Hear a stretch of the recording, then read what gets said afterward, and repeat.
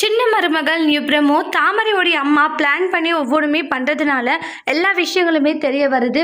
ஆறுமுக வீட்டில் உண்மைகளை சொல்கிறாங்க. இது எல்லாமே பண்ண சொன்னது தாமரை, அவங்களுடைய அம்மா சிந்தாமணின்னு சொல்லிட்டு. அப்போ சும்மா இருப்பாங்கன்னு நினைக்கிறீங்க?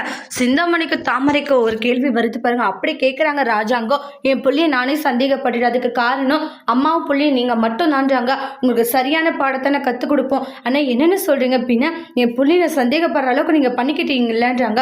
அதனால உங்களுக்கான தண்டனை கொடுக்க வேண்டாமா அப்படின்னு கோவப்பட்டுக்கிட்டு இருக்காங்க.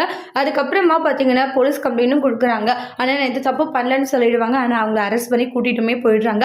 தாமரையுமே சிந்தாமணியுமே செம ஃபீலிங்கில் போயிட்டு இருக்காங்க. இந்த இடத்துல செய்து என்னை மன்னிச்சிரியான்றாங்க. அப்பா, என் மேலே நம்பிக்கை வச்ச ஒரே ஒரு ஆளுனா அது என் தமிழ் செல்வி மட்டும்தான்ப்பா. அவளே இல்லைன்னா கண்டிப்பாக நான் என்ன ஆயிருப்பேன்னு எனக்கு தெரியல. அவளால் மட்டும்தான் நான் இப்போ இருக்கேன்றாங்க. ஆனால் அது தெரியாத என் பொண்டாட்டி என்ன சந்தேகப்பட்டு எவ்வளோ கூட கோவமாக கடினமாக நடந்திருக்கேன். ஆனால் இப்போ என் பொண்டாட்டி இல்லைன்னா இந்த நிலைமைக்கு நான் வந்திருக்க மாட்டேன்ப்பான்றாங்க.